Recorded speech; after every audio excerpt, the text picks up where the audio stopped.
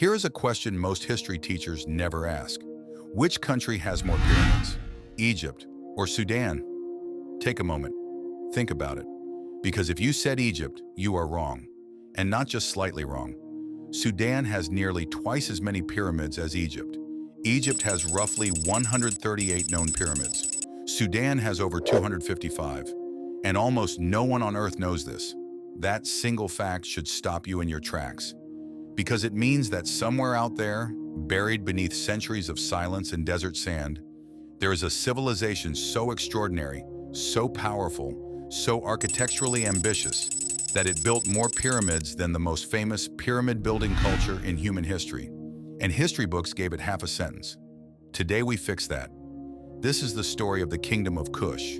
And trust me, it only gets more unbelievable from here. To find the Kingdom of Kush, you don't go to Egypt. You go further south, deep into what is now the modern country of Sudan. There, rising from the dry Sudanese desert in dramatic clusters, stand the pyramids of Meroitic, the royal capital of the Kushite Empire. But these are not the pyramids you've seen in textbooks. These are different, steeper, narrower, more aggressive in their angles. They shoot upward like blades from the sand, with small chapels carved into their eastern faces.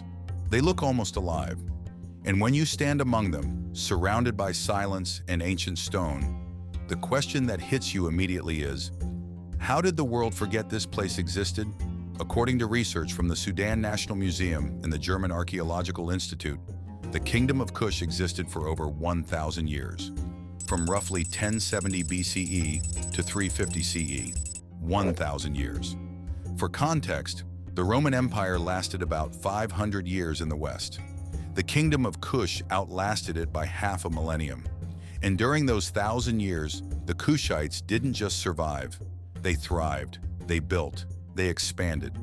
And then, in one of the most remarkable military achievements in ancient African history, they did something no one expected. They conquered Egypt. Let that land for a second.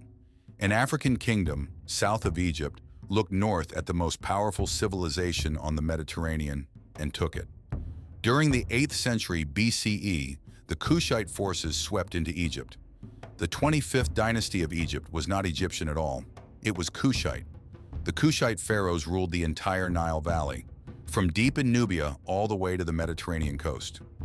For nearly a century, an empire based in what is now Sudan sat on the throne of Egypt. They wore the double crown. They built temples in Egyptian style. They were recognized as legitimate pharaohs by the Egyptian people themselves. And yet, go into any standard world history class today. You will spend 3 weeks on ancient Egypt. You might spend 3 minutes on Kush. Something is deeply wrong with that picture. Here is what makes this story even more remarkable. The Kushites were not simply copying Egypt. Yes, they adopted certain Egyptian religious traditions. Yes, they built pyramids. But according to archaeologist Timothy Kendall of Northeastern University, the Kingdom of Kush developed its own entirely unique identity. They created their own writing system, called Meroitic. It is one of the oldest written languages in sub-Saharan African history. And here is the haunting part. Scholars have been studying Meroitic for over a century. They can read the letters, they know how the sounds work, but the meaning of many inscriptions still cannot be fully translated. This ancient civilization left behind messages that the modern world has not yet been able to decode. What were they saying? What were they recording? We don't fully know. But it wasn't just language. The Kushites also developed iron-smelting technology that was among the most advanced in the entire ancient world. Meroe wasn't just a spiritual capital, it was an industrial powerhouse. Archaeologists have found massive iron slag heaps near the city, evidence of large-scale production that supplied tools and weapons across the region.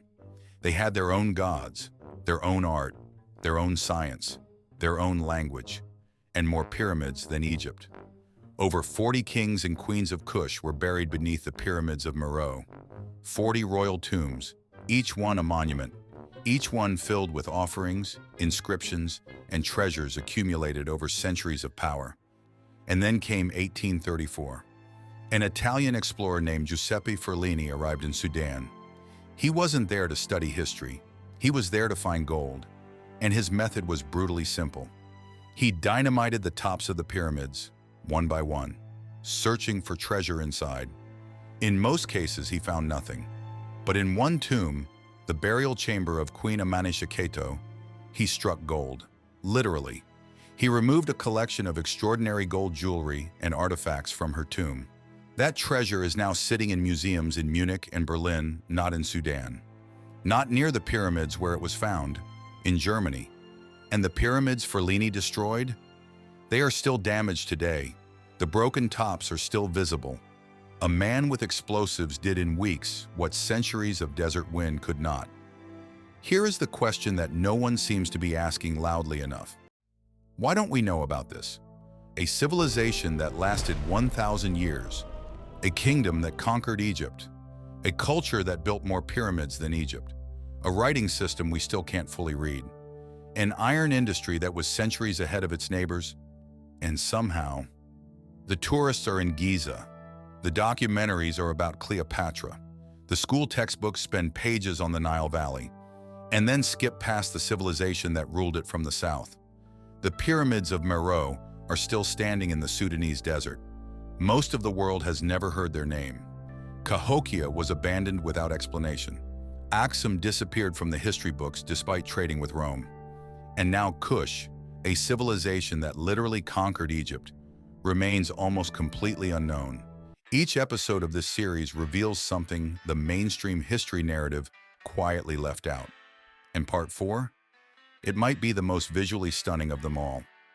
We're traveling to the desert of Saudi Arabia to a place called Hegra, a city carved directly into rose-red rock, built by a civilization so skilled at controlling trade routes that they became one of the wealthiest kingdoms of the ancient world, a kingdom that Rome tried to conquer and failed. Their name was the Nabateans, and their city has to be seen to be believed. Make sure you are subscribed to PLIROMA and have notifications turned on, because this journey through history's hidden civilizations is only getting started, and the next stop will take your breath away.